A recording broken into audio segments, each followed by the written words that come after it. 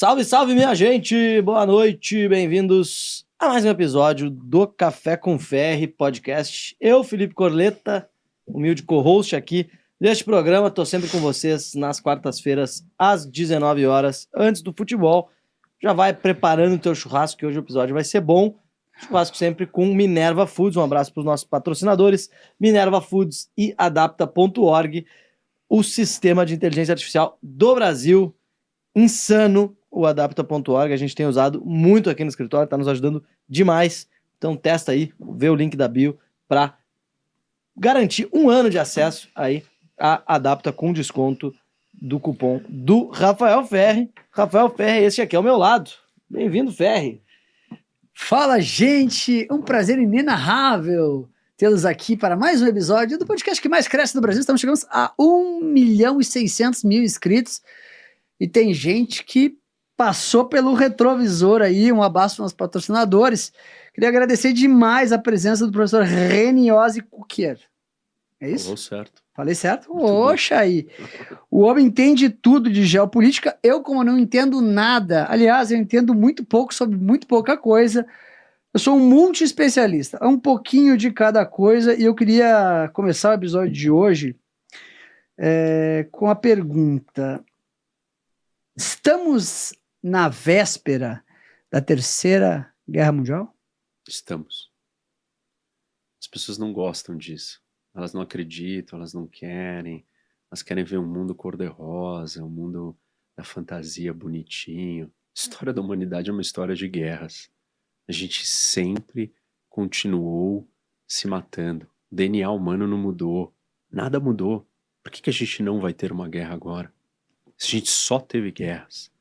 E as guerras mundiais, elas acontecem com algumas condições. E nós temos todas as condições colocadas para isso. Todas. Desde ansiedades sociais, extremismo político, polarização, alianças militares. Se juntar todas as áreas e comparar, eu recentemente falei disso quando eu estive no TEDx de Lisboa, fazendo uma palestra, eu comparei o período antes da Primeira Guerra, antes da Segunda Guerra, com hoje, em áreas diferentes.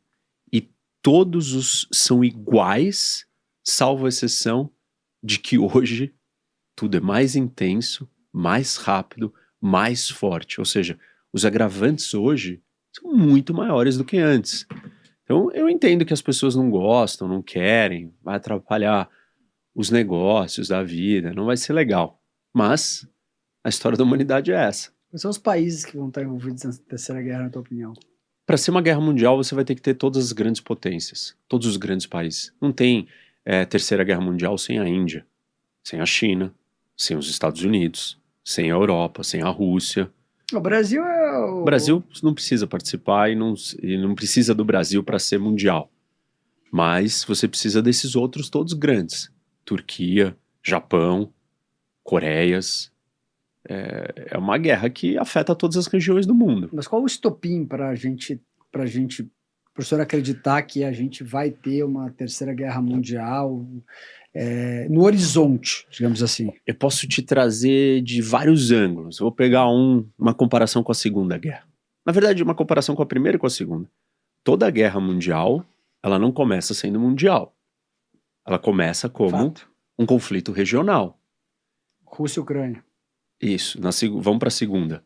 Você tinha 3 potências regionais buscando objetivos particulares, únicos, exclusivos, individuais. A Alemanha queria dominar a Europa, a Itália queria dominar o Mediterrâneo e a África, e o Japão queria dominar a China e a Ásia. Eles não estavam juntos, eram 3 conflitos separados e independentes, que não tinham nada a ver um com o outro. E aí o que aconteceu? A guerra só vira mundial quando os Estados Unidos entram. Depois do ataque de Pearl Harbor. Primeira Guerra Mundial. Você tinha uma disputa entre a Áustria e a Sérvia. E aí o que aconteceu? Aquilo, por causa das alianças, virou uma guerra europeia. Com a entrada da Grã-Bretanha, vira um conflito mundial. Hoje, quantos conflitos nós temos no mundo? 2. A Rússia na Ucrânia, na Europa, o Irã no Oriente Médio, com Israel, e a China se preparando para o seu ataque a Taiwan, ou a sua tomada de Taiwan à força. Seria o terceiro. E aí a grande percepção é, será que no terceiro os Estados Unidos não entram? E aí vira mundial? Esse é um olhar. Mas a gente pode ver muitas outras coisas. Por exemplo, você tinha um eixo, né, que lá atrás não estava unido, que era a Alemanha, a Itália e o Japão. Eles não estavam juntos. Hitler dizia que os japoneses eram macacos, eles não tinham nada a ver. Aliás, eles estavam em lados opostos. Em 1934, na crise na Áustria, a Itália estava de um lado, a Alemanha do outro. Em 1935, na Etiópia, a Itália estava de um lado, a Alemanha do lado contrário. Até o final de 1938, quem estava ajudando a China a lutar contra o Japão? A Alemanha. Hoje, vamos trazer o paralelo para hoje. Você tem o que eu chamo de eixo das ditaduras, que é a Rússia, China, Irã e Coreia do Norte. Todos já unidos desde o primeiro dia. Porque nós temos norte-coreano lutando do lado da Rússia na Ucrânia. Nós temos arma que vem da Coreia do Norte, nós temos munição, nós temos drones iranianos que vão para a Rússia. Quem compra todo o petróleo sancionado do Irã é a China. Quem alimenta a Coreia do Norte com energia e comida é a China. Quem é que compra o petróleo e o gás sancionado, né, ou o gás que a Europa parou de comprar? A China. Quem é que ajuda a Rússia a burlar as sanções dos equipamentos eletrônicos, componentes eletrônicos para os seus armamentos? A China. Percebe? Esses 4 países, eles já trabalham como uma aliança. Talvez a última vez na história que a gente teve asiáticos lutando por conquista de território na Europa, isso foi Gengis Khan. Isso faz muito tempo. As pessoas não entenderam a gravidade do que está acontecendo.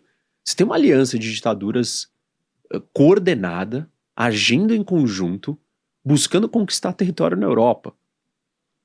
E o Ocidente, dividido, fragmentado, se matando entre si, brigando, polarizado ideologicamente, e agora com as ações do Trump, talvez ainda mais dividido. Avançando um pouquinho nessa tua tese, professor, o que pode ser o estopim para começar realmente uma guerra mais que a gente consiga ver que vá terminar num confronto global? Qual o estopim? Qual Eu não acho que a gente tem uma... que pode ser? Na tua cabeça, o que pode ser esse Na primeira guerra foi o assassinato. Do príncipe, né? Do Francis Ferdinand, o arquiduque. Na Segunda Guerra, talvez o ataque de Pearl Harbor é quando os Estados Unidos declaram guerra aos dois lados e entra na guerra. Então, não sei se é um estopim, mas é os Estados Unidos declarar guerra e entrar na guerra. Talvez Taiwan. Os Estados Unidos vai defender Taiwan? Pode ser que esse seja o estopim. Mas eu entendo que hoje a coisa não é tão objetiva. Ela é mais nebulosa. Vai entrando, o cenário todo ele vai se amarrando, ele vai se posicionando, entendeu? Então você tem um envolvimento indireto aqui, outro ali. Quando você vai ver, tá todo mundo já até o final. E essa é uma das características do mundo de hoje. Você não tem mais uma distinção muito clara entre paz e guerra. A guerra da Ucrânia não começou em 2022, começou em 2014. Então são mais de 10 anos de guerra já. E as pessoas não acham isso. A guerra da Síria, ela em algum momento acabou? Não. Então tem a distinção entre paz e guerra hoje, ela não é muito clara. Talvez a gente já está vivendo várias guerras, talvez a Terceira Guerra já tenha começado. Porque você já tem todos os cenários colocados, o conflito só não ganhou uma grande alta intensidade. E essa é uma outra discussão. Conflitos de baixa intensidade versus alta intensidade. Conflitos assimétricos com simétricos. A guerra em Israel, em Gaza, Ela acabou? O Trump acabou com a guerra? Não acabou. Israel voltou para dentro de Gaza. Essa não é uma guerra que ela vai acabar com clareza. Ela não, entendeu? Não é tão, a gente não consegue identificar. Tem um outro cenário ainda pior, que é ligado com o que o Trump está empurrando, né, os aliados para longe, os europeus para longe. E isso é muito preocupante, porque a resposta desses aliados vai ser se armar com bombas atômicas. Então, a Polônia já disse nas últimas semanas que ela vai precisar ter uma bomba atômica.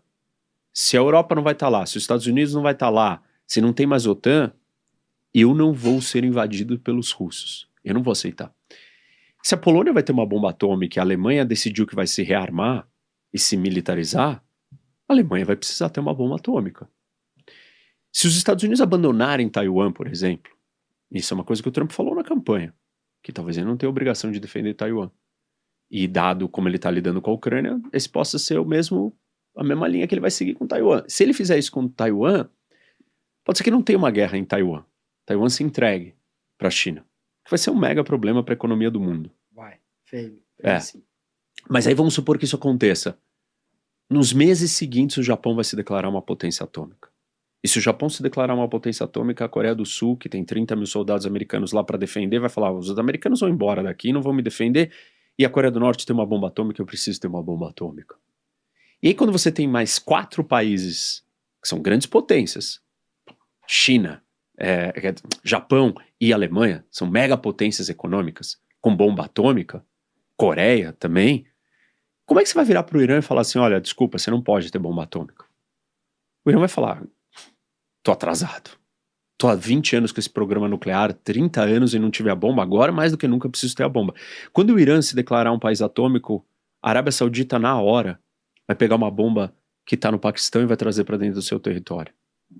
E aí a Turquia, o Império Otomano, que são otomanos, não são persas e não são árabes, eu preciso ter uma bomba atômica. E aí o Egito, que é o maior país árabe do mundo, eu também tenho que ter uma bomba atômica.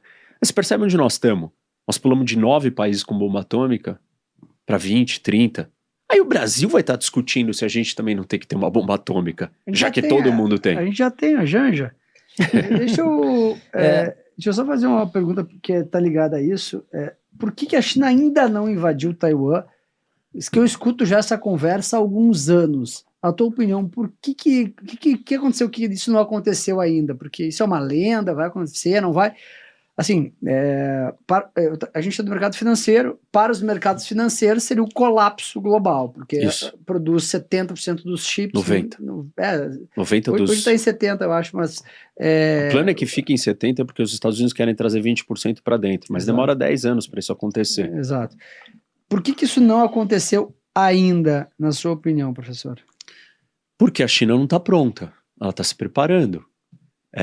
Invasões anfíbias são as invasões militares mais difíceis que existem, são as operações militares mais complicadas.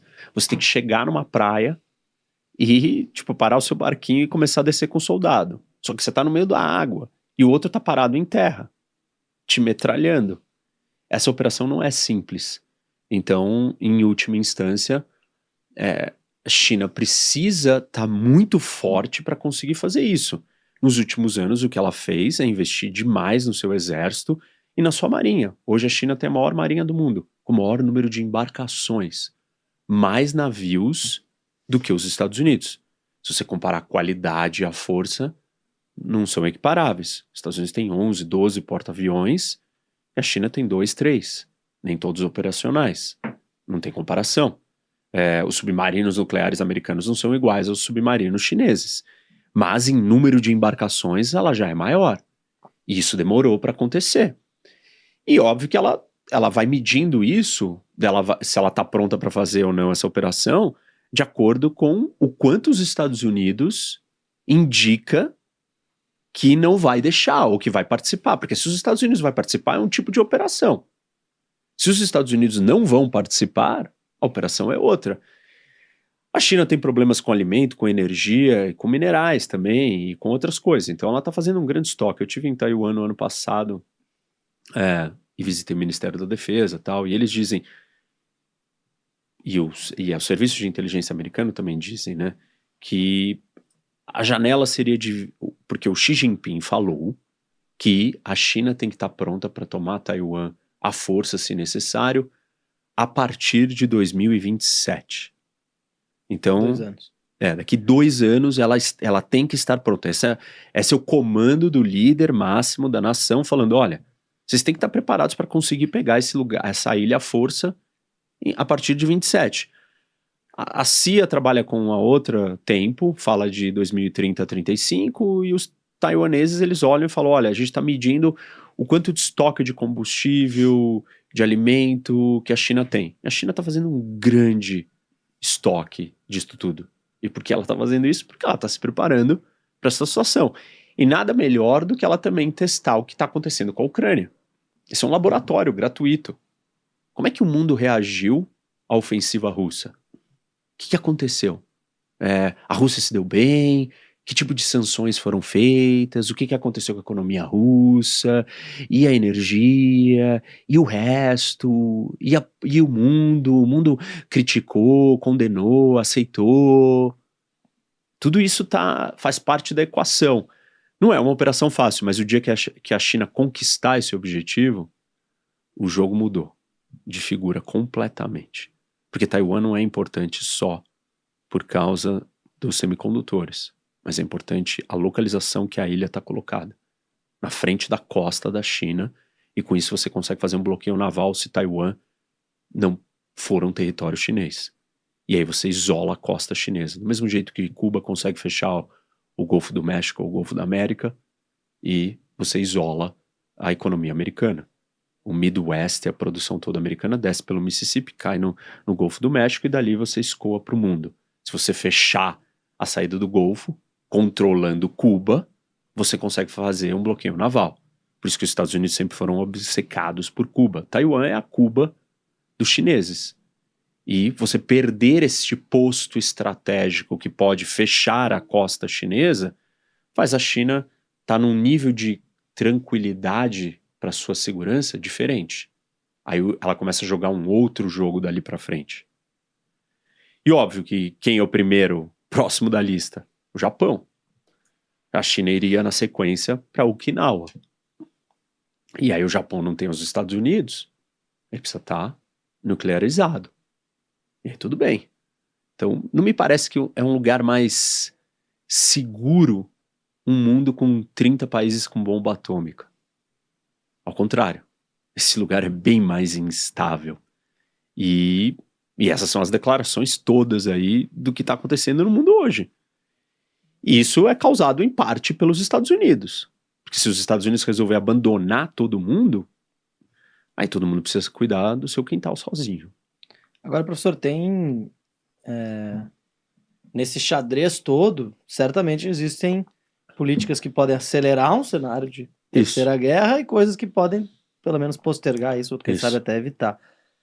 O que está sendo feito no sentido de postergar isso e o que está sendo feito no sentido de acelerar isso? Essa mudança de governo nos Estados Unidos mudou muito esse jogo? Mudou. E, no meu entendimento, ela acelera. Uhum. Porque você tem... Imagina assim, a gente tem que partir de uma premissa comum. A Rússia é amigo ou é inimigo? É inimigo.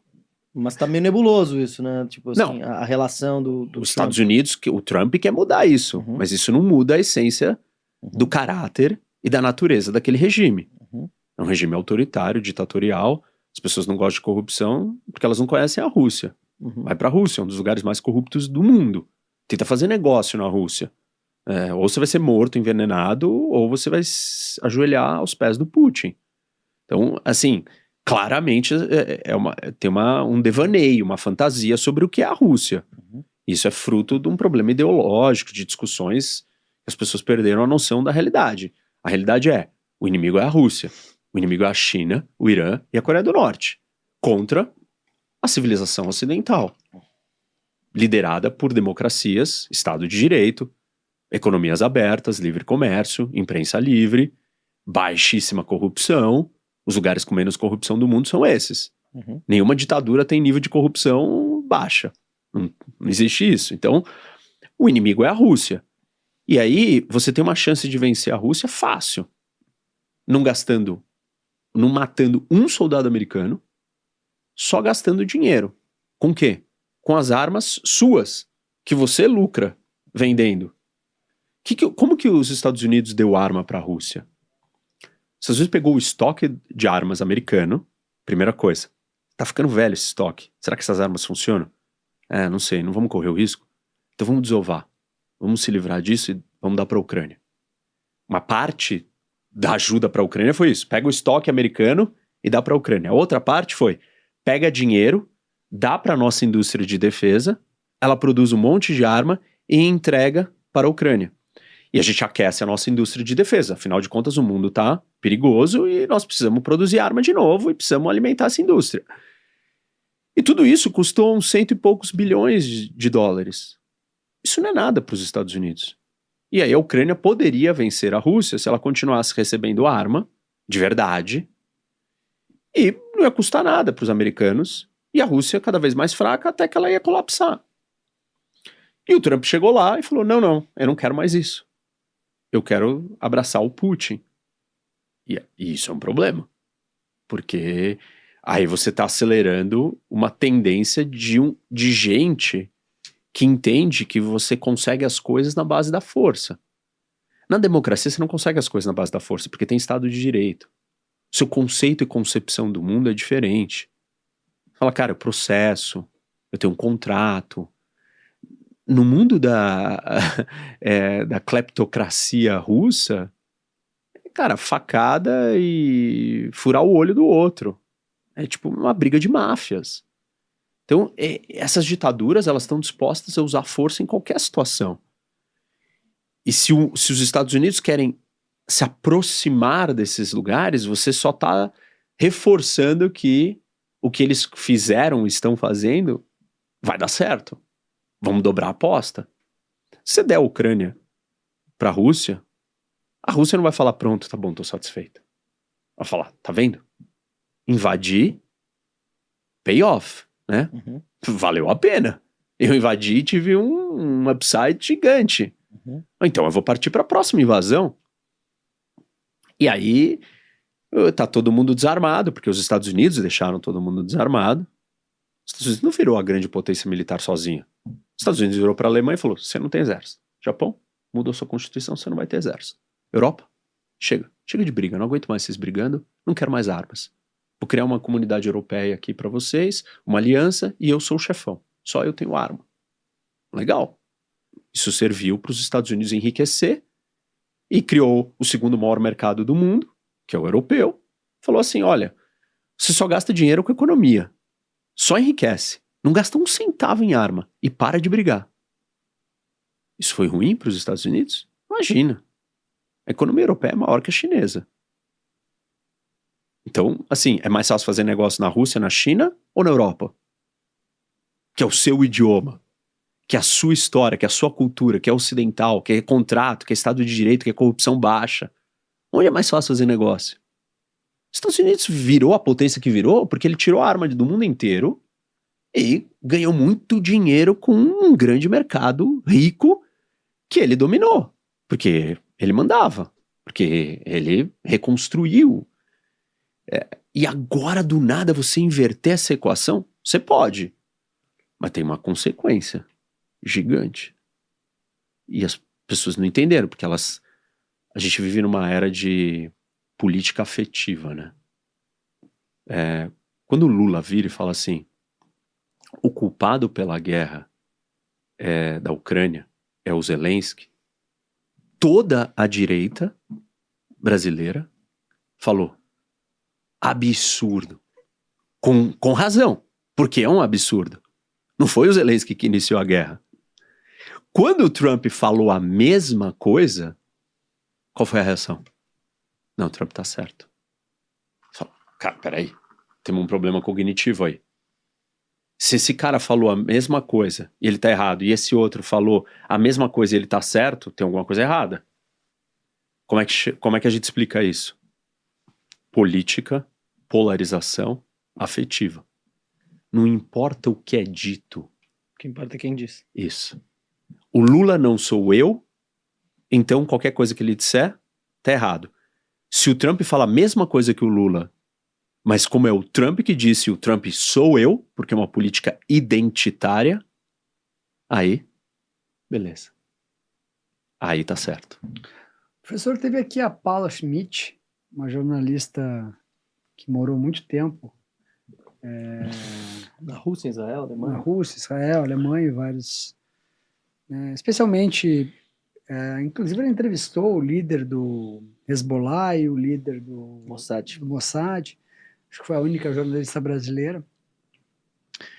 Ela levantou aqui uma teoria da conspiração, uma suspeita de que ela não entendia como Israel, com toda a inteligência que tem e os padrões de defesa que tem, recebeu um ataque de paraglider, daquele último... 7 de outubro. 7 de outubro, aquele episódio, né? Ela levantou uma suspeita de que era suspeito demais a inteligência não ter identificado aquele ataque, muito menos a maneira como foi feito, que parecia ali Uma conivência de alguém em uma Israel. conivência de Israel sobre aquele ataque por motivações que nós provavelmente nunca saberemos. Eu queria que o senhor desse a sua opinião sobre o que a Paula falou aqui no podcast, sobre a opinião dela sobre esse episódio Israel-Hamas de 7 de outubro. Sabe qual é o problema dessas ideias? É que elas pressupõem que alguém é onipotente, onisciente e que não erra. Sempre por trás dessas ideias, e essa ideia é muito parecida com um discurso que se repete muito. Não, mas o Trump tem uma estratégia. Art of the deal. E daí? O que ele tem é uma estratégia. Ele não erra? Ele é infalível? O Mossad é infalível? Israel é infalível? Não, Israel erra. E é absolutamente natural que erre.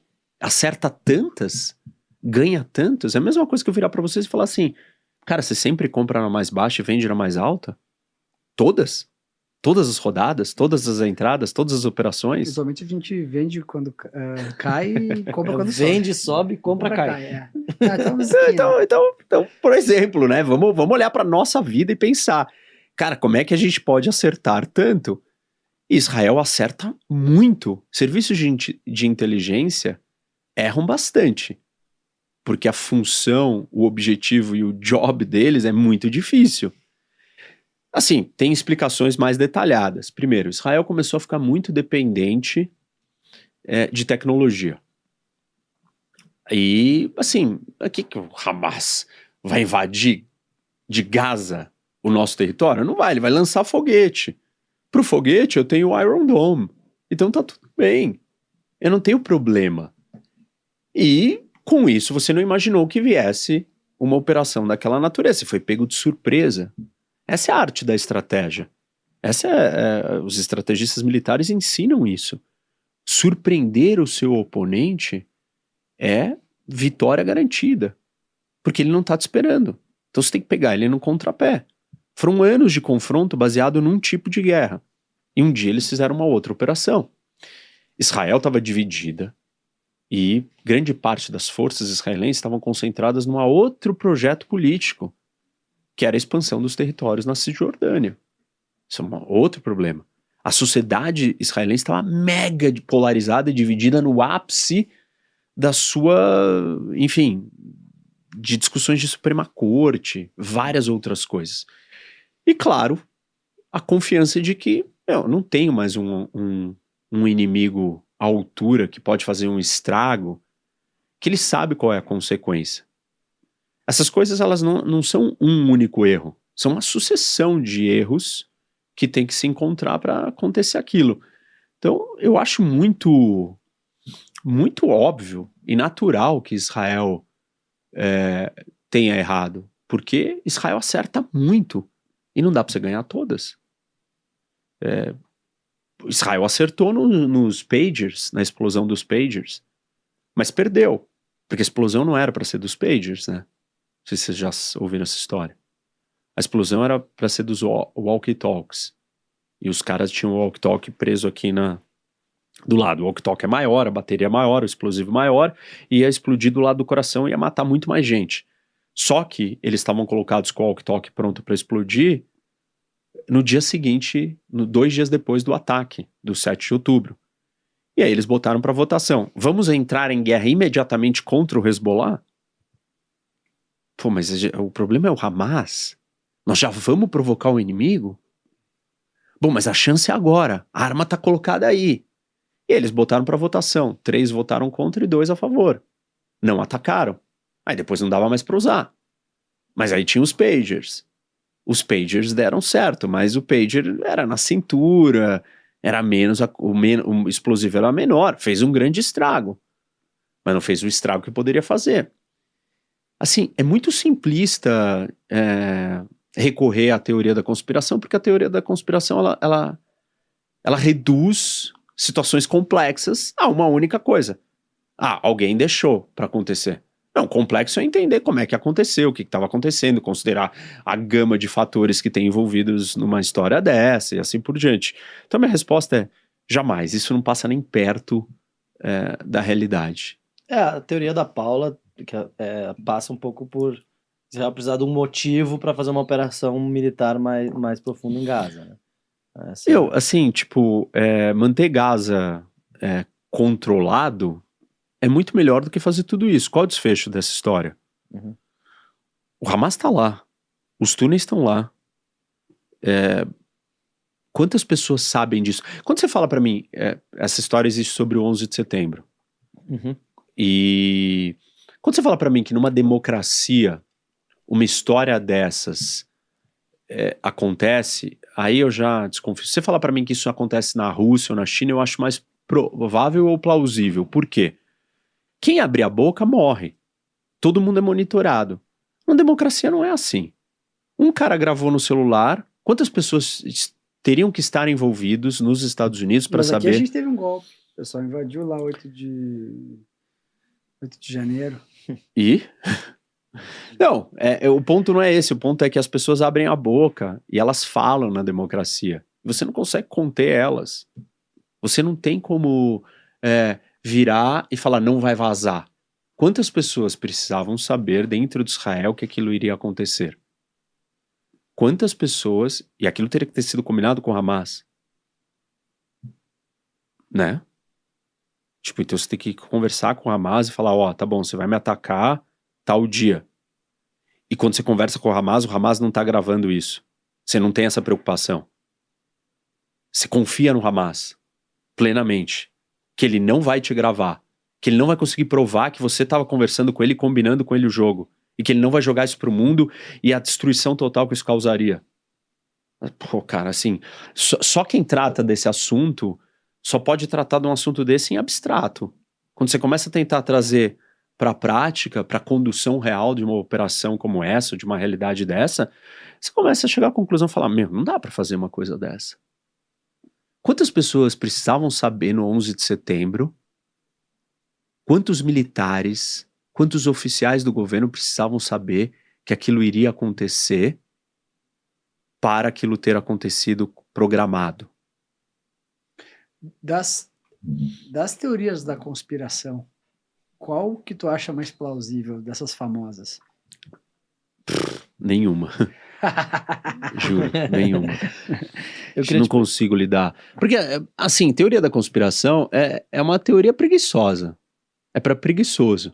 Quando você estuda, e sua profissão é estudar um negócio, cara, é que nem você falar de um papel. Pega uma empresa aí que você vai investir. Você vai lá, você vai olhar o balanço, vai olhar o quê? Você vai olhar os dados, os números, o retorno, você vai olhar um monte de coisa. Ou você chuta. Sim. Eu queria te perguntar sobre ainda no governo Trump, essas falas dele sobre geopolítica, né? De acabar com a OTAN, de tomar o canal do Panamá, de tomar a Groenlândia. Isso são coisas que estão... Acoplar o Canadá. Isso são coisas que estão só no discurso. Acho que até a gente pode emendar na tua resposta essa coisa assim. O Trump, ele ter esse discurso, muita gente fala, não, o Trump é negociador, ele joga o discurso lá pra cima pra conseguir o que ele quer nessa negociação. É um pouco disso que ele tá fazendo também nesse campo geopolítico, ou realmente vai acabar a OTAN, realmente ele vai tomar o canal do Panamá, realmente esse cara vai pegar a Groenlândia? Como é que tu tá vendo esse movimento do Trump? Eu não acho que ele vai fazer nada agressivo contra países poderosos. Uhum. Então ele não vai fazer nada contra a Rússia, nada contra a China, nada contra o Irã, nada contra a Coreia do Norte. Mas eu não acho que ele não faria contra o Canadá. Acho que ele não faria contra o canal do Panamá, ainda mais agora que vendeu para BlackRock, os 2 portos da empresa de Hong Kong. Assim, tendo a achar que ele não faria na Groenlândia. Mas é tão fácil de fazer que não dá para descartar 100%. Eu não colocaria minha mão no fogo. Eu não acho que a gente mede isso só se ele vai fazer ou não. Existe um estrago que ele é causado independente dele fazer ou não. Uhum. Por exemplo, os europeus. Muita gente, não, ele tá fazendo isso só pra Europa gastar com arma e comprar arma americana. Já deu errado. A estratégia deu errada. Se você é um europeu, ou se você tem um aliado, e você não confia no seu aliado, olha como essa frase já é problemática. Eu não confio no meu aliado? Pera, isso é uma contradição em termos. Se é seu aliado, você tem que confiar. Se você não confia, ele não é mais seu aliado. Se ele não é seu aliado, ele é alguma outra coisa. Ele é neutro, ele é inimigo, ele é rival, ele é quem? Você tem que redefinir ele. Se os europeus não confiam nos Estados Unidos, a última coisa que eu vou fazer é comprar armas de um cara que eu não confio. Porque essa arma vai vir sabotada. Porque essa arma tem um kill switch. Isso é uma teoria da conspiração. Que diz que os Estados Unidos têm um botão para desligar todos os caças que ele vende. Os caças que ele fabrica. Se ela é verdade ou não, não importa. Porque independente do botão, você precisa comprar peça de reposição. E se você não tem a peça, você não tem essa máquina não funciona. Se você não tem um mecânico que sabe operar e consertar, também não funciona. E quem oferece assistência é o fabricante. Os europeus já estão dizendo, eu não quero comprar essas armas americanas, porque elas não são confiáveis. Porque não é confiável os Estados Unidos. Independente se no final das contas ele abandonar ou não a OTAN, as pessoas precisam tomar decisões em cima do risco que elas estão vendo se apresentar diante delas. E isso altera o tabuleiro. Isso muda o jogo. A Polônia vai precisar ter uma bomba atômica. E a Alemanha também. E o Japão também. Independente se o Trump no final vai ou não fazer. Uma hora ele vai ter que falar assim, olha meu, e aí eu vou continuar terceirizando a minha segurança para ter que ouvir esse tipo de discurso? Não. Então a gente não precisa esperar chegar no final. O estrago ele já acontece antes. Ele já altera o jogo. Esse é o ponto. E se ele vai chegar no final, como eu disse, eu não acho que ele vai fazer algumas das coisas. Eu acho que é inteligente ele ter a Groenlândia. Não na base da força. Seria muito fácil dele convencer os groenlandeses a venderem. Muito fácil. Mas a hora que você ameaça, aí acabou. Aí você entrou num outro jogo. Mas como é que ele compraria isso, professor? Ele Dá vai... $1 milhão para cada um? E vira pra eles e fala assim, você vai ser cidadão, eu vou investir bilhões, eu vou transformar esse lugar, você vai ser invadido daqui a pouco pela Rússia, e não invadido por mim. Você vai ser invadido pela China, pela Rússia, ninguém vai te defender, você só tem a ganhar. Você tem tantos argumentos tão fortes e tão sólidos, e se os Estados Unidos... E toma mais $1 milhão para cada um. Isso, e se os Estados Unidos conquistar a Groenlândia, os Estados Unidos deu um salto no tabuleiro, é uma jogada de mestre ter a Groenlândia. A Groenlândia é o maior território do mundo, mais disponível. O que é mais disponível? É um território grande, com pouquíssimas pessoas, que não é um país autônomo, mas também não é totalmente de outro país. É semi-autônomo. Num lugar que ninguém está prestando atenção e que será um lugar ultra estratégico no mundo. Pô, esse é um território maravilhoso, não tem 2 territórios iguais esse. Ele é muito fácil. Se você realmente está determinado e você é a maior potência do mundo, mais rico, você consegue convencer esses caras. Agora, na hora que você vira e fala que você vai fazer sua força, você mexe com o quê? Com honra. Você mexe com o espírito nacionalista. Os canadenses... o problema era com o Trudeau, porque ele é de esquerda. Já viu a resposta do primeiro-ministro canadense agora? De direita? Meu amigão, aqui é Canadá. Por quê? Você não acha que você é Canadá enquanto você não percebe que o outro quer te conquistar. O que nos faz brasileiros, em parte, é sabermos que não somos argentinos. Nós estamos brigando entre nós aqui até a Argentina falar que vai querer invadir o Brasil. O dia que ela disser isso, a gente para de brigar todo mundo e vira e fala assim, é? Então vamos lá, Argentina. É a mesma coisa. Essa estratégia, se ela é uma estratégia ruim, bem ruim. E, eu vou acabar com a guerra no Oriente Médio antes de eu tomar posse. Acabou com a guerra? Ou Israel voltou para dentro de Gaza? Eu vou acabar com a guerra na Ucrânia em 24 horas. Acabou com a guerra? Tem que combinar com os russos, literalmente. Não é tão simples. As pessoas têm que conseguir separar retórica de político, falação de político para sua base e verdade. Pô, me surpreende isso aqui no Brasil, porque a gente tá tão acostumado com político falando tanta sonho maravilhoso que nunca aconteceu. Várias dessas coisas que o Trump estão falando não vão acontecer. Professor, quem vence a guerra, Ucrânia ou Rússia? Se a Ucrânia tiver todas as armas mais modernas, americanas, liberadas para serem usadas, aí ela pode vencer.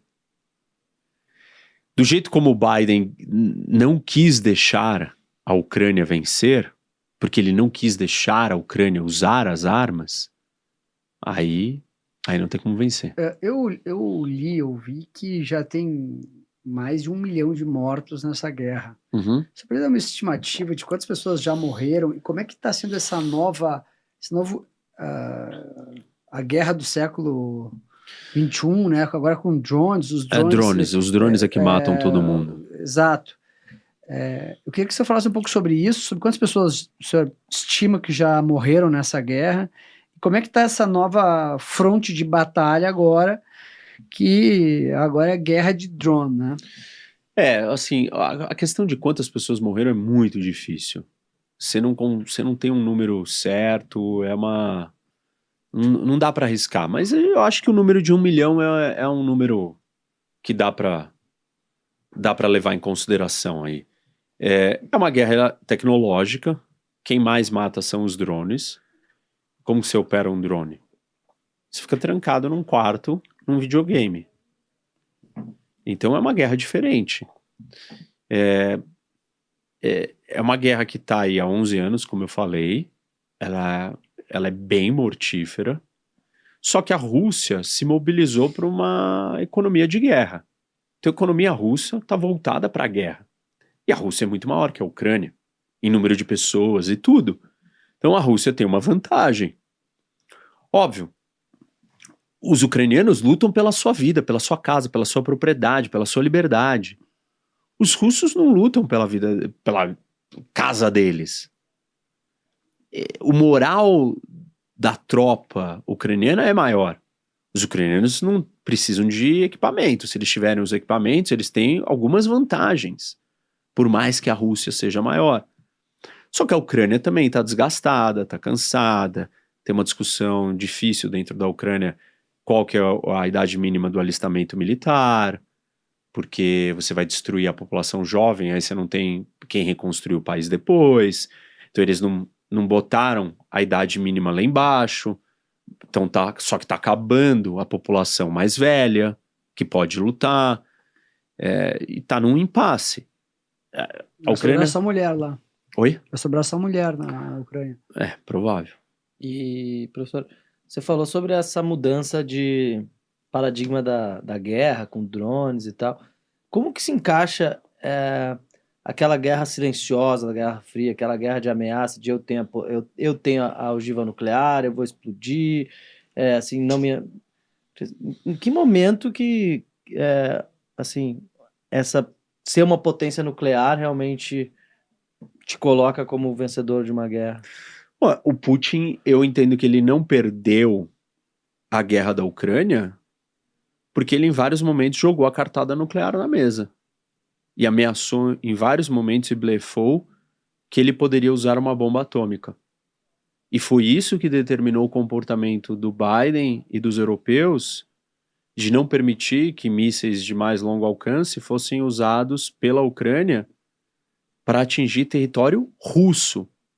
Eles poderiam ser usados para atingir russos dentro do território ucraniano. Mas que tipo de guerra é essa que você não pode ir lá e atacar o território do inimigo e o inimigo está te atacando no seu território? Então você está com um braço amarrado. E isso aconteceu porque os americanos e os europeus tinham que fazer um cálculo de um cara que tem uma bomba atômica. Por isso que o Irã ter uma bomba atômica é algo tão preocupante.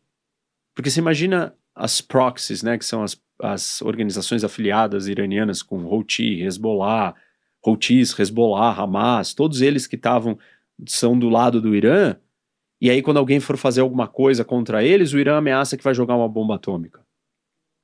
Então, a bomba atômica, ela tem um poder psicológico de alterar psicologicamente o equilíbrio de poder.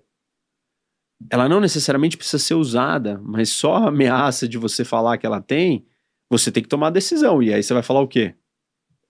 Vou ignorar esse elemento? Você não ignora. Qualquer pessoa racional não pode ignorar isso. E essa é a força da bomba atômica. Por isso que eu disse que um mundo com 30 países com bomba atômica, ele é um mundo do pânico, ele é um mundo do terror, ele é um mundo a gente andando no precipício, na beirada do precipício. Em que momento que a guerra que é cibernética, que é comercial, vira porrada? Assim, porque a gente tem uma guerra comercial acontecendo. Toda guerra é política. Uhum. O que é política? O que a gente está fazendo aqui é política. Não política partidária.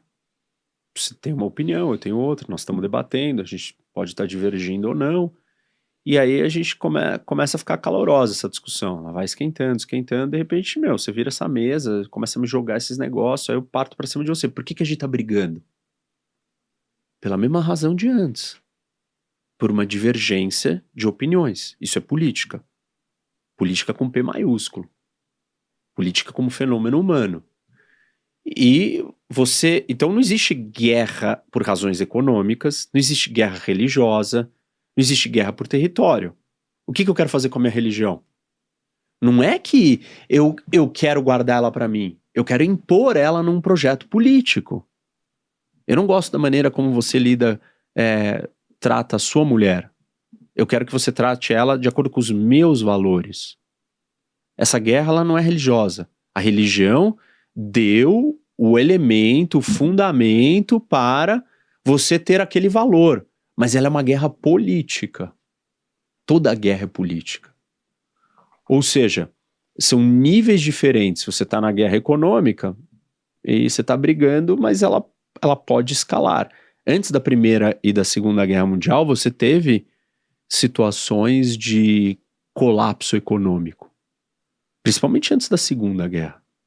Você teve a implementação de tarifas pesado, o mundo inteiro acabou com o comércio internacional, colapsou, se fechou, e aí você teve guerra. Porque esse mundo onde você não tem troca econômica, você precisa ser muito mais autossuficiente. Então, se só tem um recurso escasso, eu vou ter que pegar aquele recurso de qualquer jeito. E eu vou ter que usar a força. Porque antes eu comprava de você. Agora eu não compro mais, porque eu não tenho mais relação econômica. Então você cria mais um agravante pra gente brigar. A gente já tem vários agravantes colocados. A guerra comercial, a guerra econômica, ela é mais um novo agravante pra gente partir pros finalmente, pra violência política. Entendeu? Não tem um cenário, assim, um caminho onde dá tudo certo? Tem. Onde a democracia Tem. os russos vão lá e o poder vira democrático e o Irã Aí não, deixa de ser essa uma parte não. ditadura Não. e vive todo mundo numa democracia com imprensa livre. Existe uma solução que é assim: democracias não entram em guerra com outras democracias. Essa é uma teoria testada empiricamente, muito sólida nas relações internacionais. Se todos os países do mundo forem democracias de verdade, teremos a paz perpétua. Aliás, essa é uma das condições que o Immanuel Kant escreve sobre a paz perpétua. Diz que a gente precisa ter 3 coisas. Uma delas é: todo mundo precisa ser uma república, uma democracia de verdade. Porque democracias não entram em guerra com democracias. A segunda situação onde a gente não tem uma guerra é um dos lados colapsar, quando você tem essa rivalidade de 2 potências em ascensão, ou uma que está no trono e a outra crescendo. Como na Guerra Fria, não teve guerra. A União Soviética colapsou de dentro. Por quê? Você exerceu pressão máxima em cima dela até que ela não se sustentou. Que era exatamente o que deveria continuar sendo feito com a Rússia, e com a China, e com o Irã, e com a Coreia do Norte. Ah, mas está demorando. Tudo bem. É que foi muito confortável deixar a China crescer. Isso foi um erro. Foi um grande erro. Porque se vislumbrou um suposto livre mercado que não aconteceu. Porque a China não respeitou essas regras. Não que só a China não respeite, vários países ao longo do seu desenvolvimento econômico também não respeitaram, também trouxeram subsídios, também criaram incentivos perversos e crescimentos artificiais. Tudo isso aconteceu. Mas os Estados Unidos fez uma aposta, ele achou que trocar com a China, fazer a China se desenvolver, eventualmente ela teria que se abrir politicamente, economicamente. E não foi o que aconteceu. Então foi uma aposta errada. Tanto que agora o problema é a China. E aí eu pergunto, se a China é o problema, por que a Rússia não é o problema? É igual. Se você não pode confiar na China, você não pode confiar na Rússia. Sobre o que você comentou, a Rússia virar uma democracia, esses países não têm cultura política. Então a história dos russos é czar, imperador, ditador, Stalin, Putin, é só isso. Ele não conhece outra coisa. Quando o Putin cair e morrer, vai aparecer um outro ditador, um outro... Mas vai dar uma bela de uma bagunçada, né? Vai acabar com o problema com a Rússia. Quando o Putin morrer ou cair, acabou o problema. Professor, as ditaduras vão dominar o mundo? Olha, parece que sim. Por quê? Porque as democracias resolveram brigar entre elas. A tese do Trump ele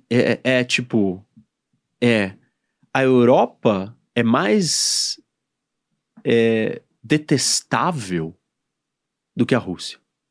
Porque a Europa é woke. E a Rússia, Putin é um conservador. Religioso, família. Olha a loucura disso. Olha o perigo dessa ideia. Você achar que o Putin é um conservador. Nossa, assim, você não entendeu nada sobre conservadorismo. E você fazer isso em detrimento do seu único aliado que existe, cara, você ficar dividido. Qual é a estratégia do Putin, o sonho do Putin de consumo? Os Estados Unidos brigar com a Europa. Isso, exato, não tem mágica, não precisa ser um... Cara, você não precisa entender nada de geopolítica, é óbvio que ele quer isso. O que mais que ele quer? Acabar com a Europa. Não pode existir Europa unificada, União Europeia. União Europeia, ela é um bloco muito forte. É muitos países, é muita riqueza, é um PIB enorme, é um mercado gigante, é muita gente. França sozinha, Alemanha sozinha, Polônia sozinha, Báltico sozinho, Finlândia sozinho, desculpa, aí é uma mamata pra ele. Ele quer acabar com a OTAN, separar os Estados Unidos da Europa e acabar com a União Europeia. Há 3 anos atrás, não, vou voltar antes de 22. Ele estava conseguindo isso? Talvez um pouco. Veio 22, o que aconteceu? Suécia, Finlândia entraram na OTAN. os escandinavos, os caras mais pacifistas do mundo, os países menos corruptos, os lugares mais tudo impecável. Os caras falaram, opa, o Putin conseguiu unir a Europa. Ele começou a se dar mal. Com a chegada do Trump e esse discurso anti-Europa, anti-OTAN, o Putin virou a mesa. E agora o Putin tá olhando e falando, opa, vai ser bem mais fácil. Eu vou quebrar a Europa, eu vou quebrar a União Europeia, eu vou quebrar a OTAN e vou quebrar a aliança dos Estados Unidos com eles. Se os Estados Unidos abandonar eles, pronto, já era. Qual o maior exército europeu? Polônia. 230 mil soldados. Grande. Só a Rússia, só os russos, tem 600 mil russos dentro da Ucrânia. Só dentro da Ucrânia. A Europa não tem a mínima chance contra a Rússia sem os Estados Unidos. Por quê? Não tem o guarda-chuva nuclear americano. O Reino Unido e a França têm centenas de bombas atômicas. A Rússia tem milhares. Só tem 2 países que têm milhares de bombas atômicas. A Rússia e os Estados Unidos. Só tem um país que pode fazer frente ao arsenal nuclear russo. Os Estados Unidos. Então, assim, abandonar a Europa é assinar um atestado de que as ditaduras vão vir com força total. Porque você tem 2 alianças. De um lado o eixo das ditaduras e do outro a OTAN, o mundo ocidental. Mas, professor, tu acredita na ruptura dos Estados Unidos e Europa? A ruptura entre os dois? Estados Unidos e Europa, essa ruptura, tu acredita que vai acontecer? Acho que ela não acontece em um dia, em um ano, nem em 4 anos. Mas se você tiver J.D. Vance, cara... Esse é louco, né? Esse é o incendiário. Esse é. Trump, assim, o Trump é um anjo. Uma lady. O Trump Uma é um lady. anjo Aí, perto do J.D. Vance. Anjo. J.D. Vance é um ser diferenciado. Quem seria o J.D. Vance brasileiro? Cara, a gente não tem nem... Mas não chega, não consegue produzir um ser aos pés. Fazendo fake news ou... Janones. Nossa, imagina. J.D. Vance é um monstro, cara. J.D. Vance é um cara extremamente inteligente, extremamente, venenoso. Naquela reunião dentro da sala oval, quem iniciou o caos foi o J.D. Vance. Foi ele provocando, né? Quem foi na reunião em Munique falar que os europeus não deviam ter vergonha de ter o German Firewall, que é uma aliança dos grandes partidos alemães que não permite fazer coalizão e montar governo com a AfD, é o J.D. Vance. Quem vazou na conversa do Signal querendo transformar o ataque aos Houthis num problema com a Europa? J.D. Vance. O cara tem uma obsessão com isso. E assim, se tiver 4 anos de Trump e a sequência de J.D. Vance eleito, é possível imaginar que os Estados Unidos quebrem com a Europa. Mas ele vai quebrar. Até porque a Europa vai olhar e falar assim, não tem a mínima condição de confiar nesses caras. Independente do que, se ele vai virar um dia e falar assim, Estados Unidos está se retirando da OTAN. Independente dele fazer isso, os europeus vão seguir outro caminho. São 8 anos. Em 8 anos a Alemanha vai estar armada até os dentes. Mas a economia europeia está cada vez mais fraca, mais frágil e indo por água abaixo. Né? A questão etária da Europa é preocupante, né? A questão etária do mundo inteiro é preocupante. Vai faltar gente no mundo. Isso é uma condição fundamental. Vai. A China vai sofrer demais com isso. Mas esses são movimentos de décadas, né? Uhum. 50, 60 anos. Nós estamos falando de problemas de 5, 10 anos. Professor, se eu perguntar sobre esse início de governo Trump, ele pareceu no início mais soft, né? Agora ele está taxando todo mundo, né? E existe por aí uma lenda de que as políticas de tarifas do presidente Donald Trump, inclusive ele falou que as tarifas serão recíprocas, acabou de twittar isso, não são inflacionárias. Eu queria a tua opinião sobre isso, porque hoje a Goldman Sachs elevou a probabilidade de recessão dos Estados Unidos para 35%, a uma hora aí em muito tempo. A chance dos Estados Unidos entrar em recessão, ela é muito grande e ela é real agora. Inclusive as bolsas já realizaram quase 15% das máximas por conta disso. Eu queria a sua opinião sobre esse começo de governo Trump e se as tarifas recíprocas para o mundo todo, elas, na sua opinião, elas são inflacionárias ou desinflacionárias? No geral, não tem como dizer que uma tarifa não é inflacionária. Por definição, ela é inflacionária. O que ela é inflacionária. Existe, porém, uma situação específica no comércio internacional, onde nós temos um desequilíbrio muito grande, causado por economias superavitárias estruturalmente artificiais, persistentes. Essa palavra é muito importante. É uma economia superavitária persistente. Continuamente ela é superavitária. Um sistema de livre comércio, ele não permite que um país fique sendo superavitário constantemente. Porque a ideia de livre comércio, ela está baseada em vantagem comparativa. Vantagem comparativa não é eu comprar o mais barato do outro. Vantagem comparativa é eu ter o mais baixo custo de oportunidade em relação ao outro. E a economia do mundo está funcionando em vantagem absoluta, que é quem tem o custo mais baixo. A China tem um custo mais baixo, a gente vai comprar da China. Livre comércio não é sobre isso.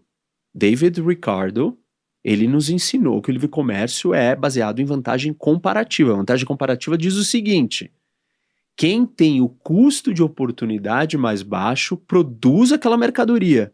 É diferente de você ter o custo absoluto mais baixo. O custo absoluto mais baixo é só você virar e falar assim: essa caneca eu faço por 9, você faz por 8, esse é custo absoluto.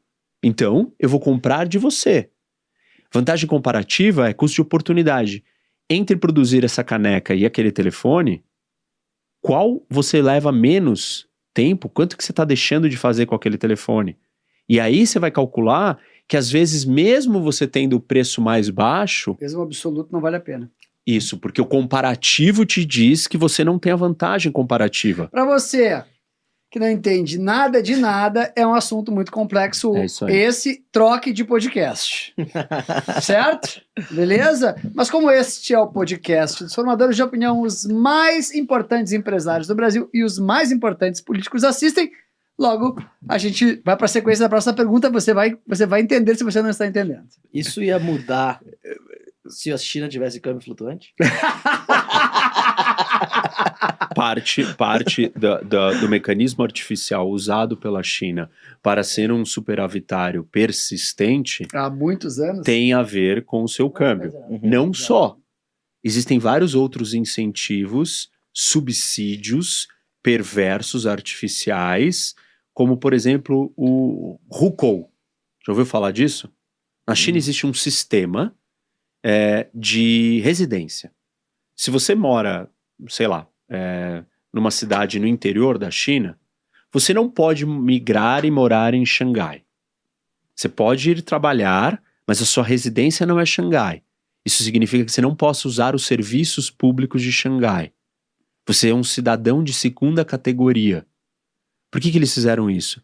Para você não ter uma inundação massiva e criar megacidades, como todas as cidades de países desenvolvidos. Você tem uma cidade do país que é maior absolutamente do que o resto. Só que se você fizer isso na China, nós estamos falando de 375 milhões de pessoas que estão nessa condição.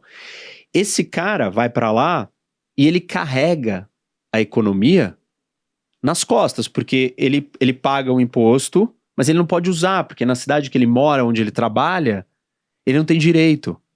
Então, o que está acontecendo? Você está tirando a renda desse cara para ajudar a produtividade chinesa.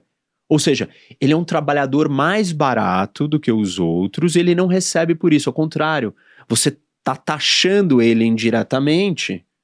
Essa é uma transferência de renda para financiar o setor produtivo chinês. Claro que é. Do mesmo jeito que o câmbio faz isso, do mesmo jeito que falta de regulamentação ambiental faz isso, do mesmo jeito que juros subsidiado fazem isso, todas essas situações são ferramentas chinesas para subsidiar o seu setor produtivo às custas do indivíduo e do consumidor chinês. Percebe? E aí, então, se você tem uma capacidade produtiva tão gigantesca, quem que vai comprar tudo isso? Se você não tem consumo interno, porque o consumo interno se tirou dele para conseguir ter essa capacidade produtiva, você vai ter que vender isso para alguém no mundo. E aí você desova, você joga tudo isso, você distribui, entrega tudo isso para aquele que vai consumir. O que vai consumir é o mercado americano. Porque o mercado americano, além de ser o maior mercado do mundo, é a moeda de reserva. Ou Isso é seja, a máquina de imprimir dinheiro. até mais do que isso, né? Eu quero $1 trilhão, tá aqui. Eu te forneço. O mundo precisa desse dinheiro, então todo mundo vai ter que entrar lá e pegar esse dinheiro. E com isso você vai ter um déficit na balança comercial, porque você tem um superávit na conta capital. Isso é contabilidade pura. Tá entrando muito dólar na China Isso. e a China não deixa o seu câmbio se valorizar. Se entra muito dólar no Brasil, o dólar cai. O que acontece com o dólar que entrou na China? Eles pegam e compram treasuries. Isso. Compram Eles títulos estão da dívida vendendo. Por que ele americana. não gasta o dólar dentro do país deles? Porque vai, Desvalorizar o câmbio. isso, e se desvalorizar o câmbio, O trabalho fica mais caro. e aí ele perde a competitividade. Essa é uma coisa. A outra coisa é que ele... Você está afirmando que o câmbio na China é manipulado. Claro. Há muito tempo. Deixa eu só fazer um gancho aqui. Professor, eu queria que o senhor explicasse rapidamente para nossa... No final eu não respondi a pergunta, né? Que era, existe alguma situação onde não é inflacionária a tarifa? Se fosse para, só para resumir, se fosse para resolver esse desequilíbrio estrutural das economias do mundo, onde um dos lados é superavitário, poderia funcionar e poderia fazer a economia americana se reindustrializar. Porque o que a China está fazendo? Ela está exportando... Essa é a narrativa do Trump. Isso. Mas essa é uma narrativa. Então, mas ela Não é a realidade. ela pode ser a realidade se a tarifa fosse colocada do jeito certo. Tem alguns problemas com isso. Vamos lá. Primeiro. Eu discordo. Mas... Não. É que ninguém sabe qual é o jeito certo. Uhum. E a gente não consegue medir. De nenhuma maneira, hoje eu acredito no capitalismo que nós temos hoje, de nenhum jeito a tarifa é desinflacionária. É sempre inflacionária, na minha opinião. Os Estados Unidos implementaram Não, eu não vou entrar num exemplo tão complexo, mas assim, só pra eu te dizer, um dos jeitos de você reequilibrar isso seria você tarifando. Só que tem alguns detalhes importantes. A economia mundial, da hiperglobalização, a cadeia global de valor, ela está inteira interligada. Exato. De um jeito como nunca esteve. Exato. Então, você não consegue separar uma coisa e não afetar essa. Exato. Então, esse é um problema. O segundo é... Na prática, talvez algumas coisas seriam desinflacionárias, mas como está tudo interligado, é muito complicado. Desinflacionária no contexto de existirem países superavitários. Sim. E a tarifa fosse direcionada somente para esses países, com extrema transparência, sem a intenção de proteger um setor específico. Não existe tarifa para o México e para o Canadá. Não existe tarifa para a União Europeia. Essas são totalmente inflacionárias. Absolutamente. Talvez para os países que são superavitários artificialmente, China, Alemanha, Japão e Coreia do Sul, dependendo do desenho você consegue conceber. Mas tem esses outros fatores difíceis de você isolar a cadeia produtiva de valor e tal, entendeu? E o Trump fazer o negócio direito. Mas não é anunciando no Twitter um dia, voltando atrás no outro, que se faz? Mas isso é tudo arte da guerra. Não, art of the deal. Deixa eu... aproveitando para... A gente também tem bastante estudantes aqui que acompanham. Eu queria que o senhor rapidamente explicasse o que é geopolítica e a segunda, quais são alguns dos desafios enfrentados por países que não têm saída para o mar. vou usar a primeira pergunta aqui dos meus editores, porque me chamou a atenção, porque se está aqui na pauta, deve ter sido o assunto, e também me interessa bastante lhe ouvir a respeito dessa pauta. Quais os desafios enfrentados por países que não têm saída para o mar? E eu queria que o senhor resumisse brevemente o que é geopolítica. Vou começar pela saída pelo mar. Qual é o meio de transporte mais barato de todos? Navio. Isso, marítimo. Estamos falando e descrevendo uma realidade global de cadeia de valor, interligada numa hiperglobalização. Eu não consigo comprar essa caneca que ela vem só de um lugar. Tudo vem de múltiplos lugares. E você não tem saída para o mar. Você se deu mal. Nada chega no seu lugar. E tudo que chegar vai chegar mais caro. Vai ter que atravessar outro lugar. E normalmente esse outro lugar é um rival seu, um vizinho, que pode ser o seu inimigo. E com isso, você vai acabar perdendo. Porque vai custar mais caro e porque o seu vizinho pode não deixar entrar. Existe uma exceção que diz que o papel do vizinho no país que não tem saída para o mar, ele é mais relevante do que ele não ter a saída para o mar. E isso explica por que a Suíça e a Áustria, países que não têm saída para o mar, são tão ricos. Porque os vizinhos da Suíça é a Alemanha, a França e a Itália. Se os vizinhos da Bolívia fossem a Alemanha, a França e a Itália, de acordo com uma análise puramente geopolítica, nada é só uma coisa. Você tem que levar em consideração a cultura, a religião, a história, as instituições, vários outros fatores além do geográfico, mas o geográfico vai dizer: a Bolívia seria muito rica porque os seus vizinhos determinam muito quem você é, uma vez que você não pode ser autônomo e acessar o mar livremente. Numa economia globalizada que todo mundo precisa de um monte de insumo de vários lugares, você precisa chegar, esses insumos precisam chegar até você, você precisa se relacionar com o resto do mundo. Você não ter acesso ao mar, você tem um problema gigante. Então, esses países normalmente são os países mais pobres do mundo. Bolívia, Paraguai, toda a Ásia Central, África, no coração da África. Aí você tem algumas exceções, são esses que eu falei. Suíça, Áustria, porque os vizinhos são muito poderosos e ricos. Então essa é a explicação dos landlocked countries. A Zona Franca de Manaus é a Bolívia do Brasil. Mais ou menos isso. A geopolítica não é o que as pessoas acham. Hoje o termo se popularizou e todo mundo fala ou quer falar de geopolítica e todo mundo acha que geopolítica é sobre guerra, sobre política internacional, sobre o que está acontecendo no mundo. Não. Essa é a geopolítica popular. A geopolítica profissional é um campo de estudos que combina duas grandes disciplinas: geografia e política. O que a geografia nos dá? O que é possível? O tabuleiro. A gente está aqui nesse ambiente limitado pelas realidades de temperatura, de espaço, de relevo. Imagina se a gente estivesse aqui e para ficar preso nessa mesa, por ela ser inclinado, a gente tivesse que ter um cabo aqui segurando a gente. A nossa interação seria diferente, a nossa mobilidade seria outra, a gente precisaria de equipamentos de segurança para estar nessa conversa. Então, a geografia, ela dita quem seremos. As pessoas, elas perderam respeito pela força do ambiente e do contexto. Mas se você está essa história da formiga e da cigarra, você está num lugar que faz muito frio, se não plantar comida e guardar, você não vai ter comida depois. Então, a geografia te molda, o lugar molda o que você pode e o que você não pode. Do mesmo jeito que o acesso ao mar te molda. Mas se você só olhasse para a geografia, as pessoas não gostam e se incomodam e falam, mas então é determinista, porque você não pode mexer na geografia. E aí que entra o elemento político, que é o aspecto humano. O ser humano influenciando a geografia. O ser humano consegue mudar a geografia? Consegue. Como? Com a tecnologia.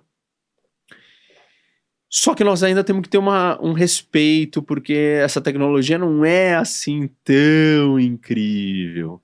Quantos canais a gente tem no mundo? 2. O canal do Suez e do Panamá. grandes canais de navegação.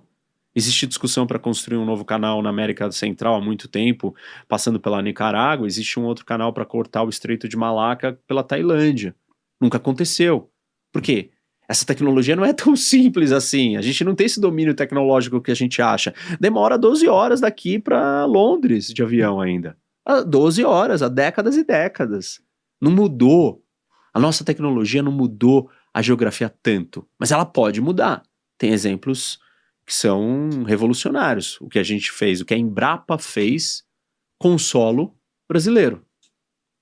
A gente alterou o solo do Cerrado e nos transformamos no maior produtor de soja tropical, o primeiro grande produtor de soja em clima tropical do mundo. Porque a gente mudou o solo geneticamente. Então, existe esse elemento na geopolítica. Ou seja, é uma teoria que explica para onde o mundo vai, baseado nessas duas forças, a geográfica e a política. Professor, como o senhor avalia a política externa do governo Lula? Eu acho que políticas ideológicas são muito ruins. Para os dois lados. Porque eu acho problemático você ser ideológico, você fica pouco pragmático. E a política do Lula é muito ideológica para o lado errado. Para o lado das ditaduras. BRICS, eixo das ditaduras, é querer abraçar tudo que nós não somos, não queremos ser e não gostaríamos que o mundo fosse. Mas tem gente que acha que quem vai ganhar esse confronto são as ditaduras, então seria melhor a gente já estar do lado delas. É um raciocínio. Eu acho ele problemático. Eu acho errado o Brasil estar do lado das ditaduras. Mas aí vem o Trump e começa a fazer essas coisas estranhas. E aí como é que você justifica, então? Qual é o lado que tem que estar? Porque o lado dos Estados Unidos é cortejar o Putin. O que ele vai fazer com a China? Tudo que ele falou que ele ia fazer na campanha, ele está fazendo. E ele falou na campanha que os Estados Unidos não têm obrigação de defender Taiwan contra a China. O que você acha da privatização de coisas importantes do ponto de vista de conflitos? Por exemplo, os satélites do Elon Musk. O Elon Musk tem mais satélites do que muitos países que tenham bombas nucleares, ou que tem isso. O controle por empresas privadas, as Big Techs, outro exemplo, dos dados das pessoas no mundo. O que muda, né? Esse crescimento das empresas privadas dominando meios de controle de massas, meios de até intervenção militar, né, entre países. O que muda ser de uma pessoa ou ser de um Estado? Uma pessoa, ela tem primariamente, uma empresa privada, ela tem primariamente um objetivo: dar lucro. E pode parecer que esse é o melhor objetivo de todos. Em condições normais, puramente econômicas, claro que esse é o melhor objetivo de todos. Mas uma condição de competição estratégica, de guerra, esse não é o melhor objetivo de todos. Por que a indústria de semicondutores foi para Taiwan?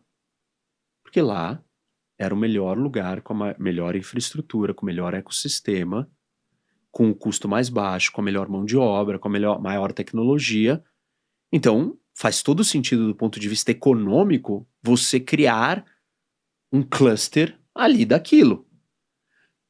Olhando do ponto de vista geopolítico, considerando o risco geopolítico, é um grande problema. Você concentrar tudo num lugar, numa ilha na frente da China, que tem uma briga histórica revolucionária. Que loucura foi essa? Então percebe, não dá pra gente só olhar pro ângulo econômico das coisas. Existem cenários no mundo de competição, de disputa, que você tem que olhar para outros fatores. Uma empresa privada dominando certas coisas, ela vai estar olhando para um fator dela. E se aquilo afetar a segurança nacional de países, ou de blocos, ou de uma civilização inteira, isso pode ser um problema. Uhum. E eu acho que você tem que regulamentar para impedir que isso aconteça. Impedir que se tenha tanto poder concentrado na mão de uma única força. Privada, não importa que é privada. Crie concorrentes, não deixe existir um monopólio. um oligopólio. Isso é direito econômico. Não existe um livre comércio se você tiver uma concentração total e um cara só estabelecer o preço. O livre comércio só pode existir se você tiver concorrência. E se a concorrência não surge naturalmente, porque o cara tem uma vantagem desproporcional, você tem que criar as condições para que a concorrência se desenvolva. Senão você não tem livre comércio e ninguém vai ganhar. Eu acho que precisa de uma regulamentação e levar em conta, olha, o Elon Musk, ele é uma potência espacial maior do que todos os países do mundo juntos. Cara, esse é um título, assim, bastante forte para um indivíduo sozinho. Demais. Isso é perigoso, isso é um problema. Tu acha que ele tem poder demais para ser compatível com uma realidade democrática? Acho que sim, porque você não pode... Ele não foi eleito por ninguém, né? É que eu não acho que é uma discussão de eleição, né? Porque, sei lá, você não tá... a maioria Ele elegeu o Trump. mas a maioria das... Sem Musk não teria Trump. A maioria das atividades humanas não tem eleição. Uma empresa não tem eleição. Uma sala de aula não tem eleição. Numa família não tem eleição. Num sistema político de governar, tem eleição. Ok. Numa atividade de um setor econômico, não é sobre ser eleito ou não. É sobre, assim, os interesses coletivos todos não estão sendo considerados por uma empresa que tem interesses particulares e privados. E você está influenciando, senão por que a gente vai regulamentar uma empresa de energia? Ela faz o que ela quiser, se ela quiser desligar a energia de todo mundo. Não é esse o problema em São Paulo? Nessa discussão que estava rolando em São Paulo? Pô, a Enel não presta o serviço direito, vamos caçar a licença deles. Porque as pessoas ficam sem energia há muito tempo, não é essa discussão? Então, essa discussão ela é cabível ou não? Ou as pessoas vão falar, não, é porque privatizou, então deixa lá. Não, claro que não. Você tem que avaliar que riscos que aquele negócio está oferecendo para a sociedade como um todo, levando em conta os interesses de todos. Aí é a parte da democracia, não necessariamente a parte dele ter sido eleito ou não, mas virar e falar assim, pô, esse cara não pode abusar disso pros objetivos dele. Uhum. A gente tem que levar em consideração os interesses de todo mundo, os interesses da nação. E eu acho que nós perdemos isso. Porque tem um monopólio. Tem um oligopólio. E o monopólio nasceu por mérito dele, aí tá tudo bem. Mas tá na hora de alguém entrar. Só que não vai entrar, porque o presidente é o melhor amigo dele. Professor, o senhor foi deputado estadual. Fui. Queria aproveitar para fazer uma pergunta para o senhor. Quem, na sua opinião, é o político mais preparado do Brasil hoje e por quê? Acho que o Tarcísio.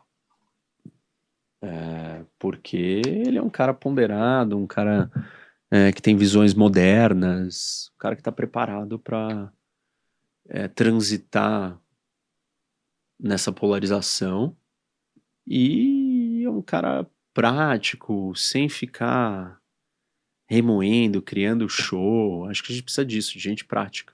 Quem é a pessoa mais inteligente que tu já conheceu pessoalmente, que tu te lembra, não pode ser familiar? Uma pergunta clássica aqui do nosso podcast. Usualmente as pessoas demoram bastante para responder essa pergunta. Não é uma pergunta Coleta nem conseguiu responder. Brasileiro? Não. Que tu já conheceu. Pessoalmente, aquela pessoa brilhante. São vários, né? As pessoas aqui, às vezes, elas falam que são vários tipos de inteligência. Então, da mais brilhante que tu conheceu presencialmente, que tu te lembra, assim, nossa, essa pessoa realmente, ela é diferente. Que tu te lembre. Olha, assim, eu acho que um cara que eu conversei, que eu fiquei impressionado com a profundidade, com as habilidades no geral, foi o Fernando Henrique, FHC. É um cara muito culto, não teórico, o cara governou o Brasil, o cara criou a nossa moeda, estabilizou a nossa moeda, fez todas as grandes reformas de privatizações estruturais, criou as agências reguladoras. Ele tirou o Brasil de uma era atrasada e colocou a gente Menos Talvez- atrasada. Não era Mas menos foi o atrasada. único salto que o Brasil teve de verdade, salto transformacional, assim, tipo, vamos resolver a inflação, vamos resolver a moeda, vamos resolver o Estado, vamos resolver os setores, vamos resolver privatizações. O cara fez tantas coisas de uma vez, com consistência. Isso requer uma habilidade de entrega, de trânsito, de compreensão, de visão estratégica, de compreensão do país e, ao mesmo tempo, de execução. Porque ele executou, ele entregou. Ele aprovou tudo isso, ele passou tudo isso. Ele gerenciou o Congresso, ele foi habilidoso politicamente. Ele foi reeleito. Esse foi o único cara que enfrentou o Lula e ganhou no primeiro turno. As pessoas se esquecem disso. O único cara que enfrentou a esquerda e ganhou no primeiro turno. O cara que mudou a Constituição para ter reeleição. Talvez seja um problema. Não estou dizendo que ele não cometeu vários erros, mas pensa na quantidade de feitos. O cara não consegue aprovar uma lei hoje. Ninguém consegue aprovar nenhuma lei. Nem da direita, nem da esquerda. Você não consegue aprovar nada no Congresso. Você não consegue mais ter esse nível de controle de trânsito. Isso me parece um feito, e conversando com ele eu, assim, entendi, senti muitas coisas ali, fiquei bastante bem Professor, pra impressionado. quem quer saber mais sobre geopolítica, me indica 3 séries, assim, imperdíveis pra pessoa assistir. Séries? Te lembra esse negócio? Acho que pode ser filme também, né? Não, acho que isso é o filme, pode ser filme. Pensar que série, meu, tem tanta coisa.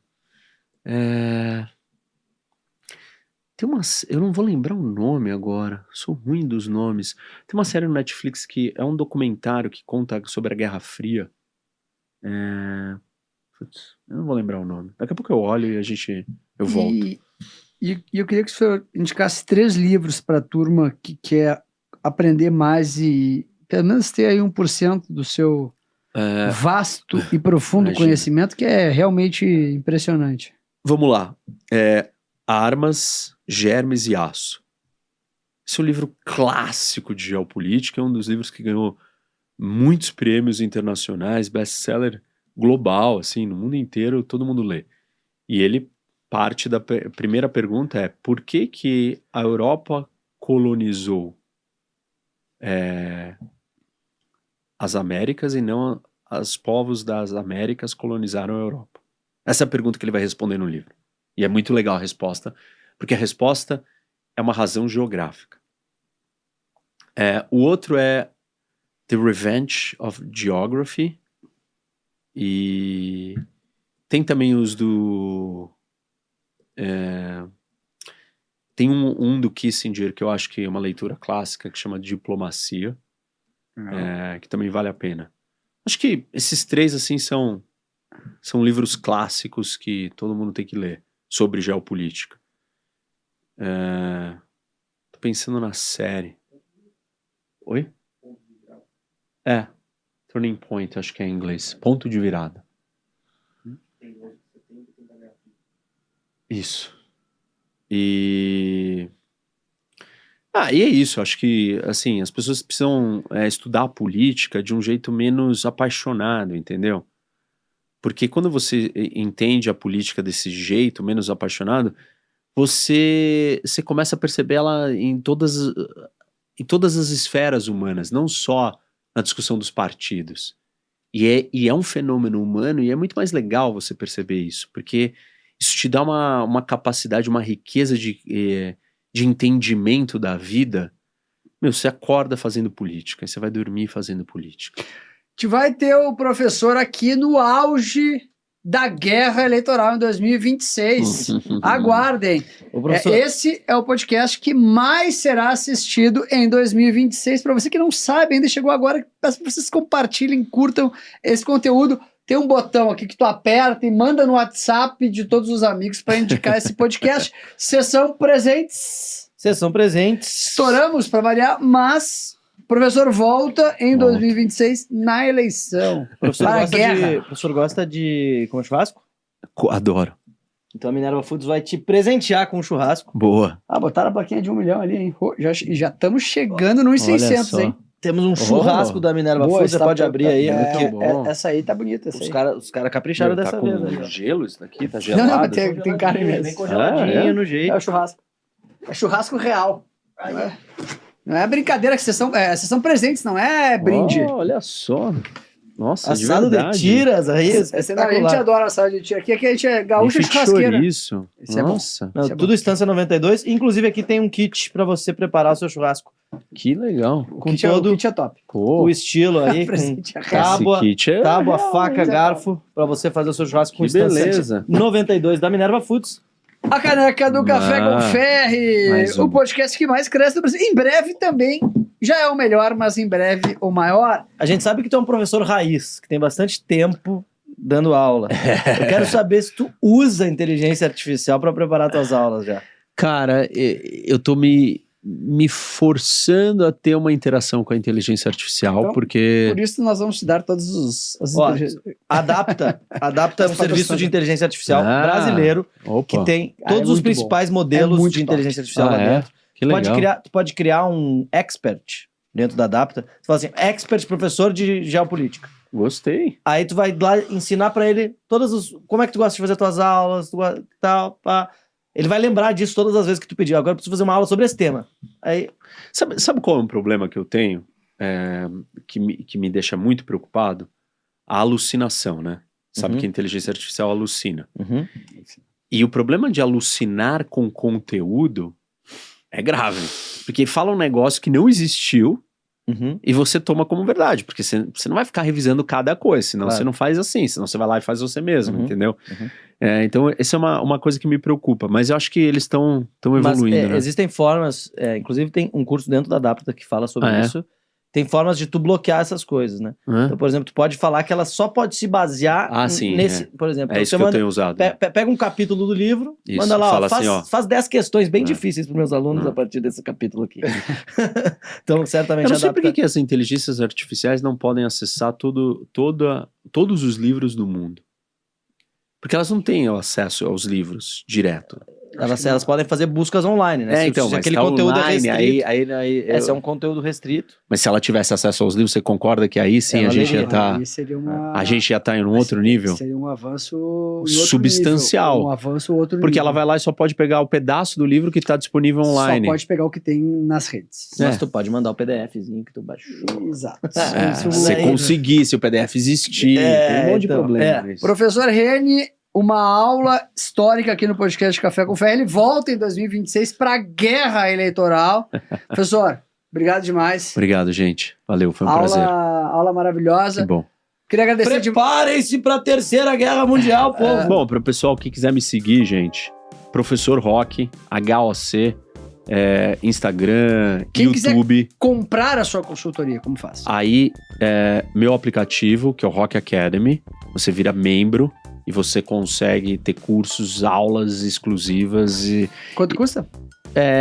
dá 700 por ano, uns 60 e poucos por mês. Você assina e você tem um monte de conteúdo exclusivo. Dá pra testar gratuitamente.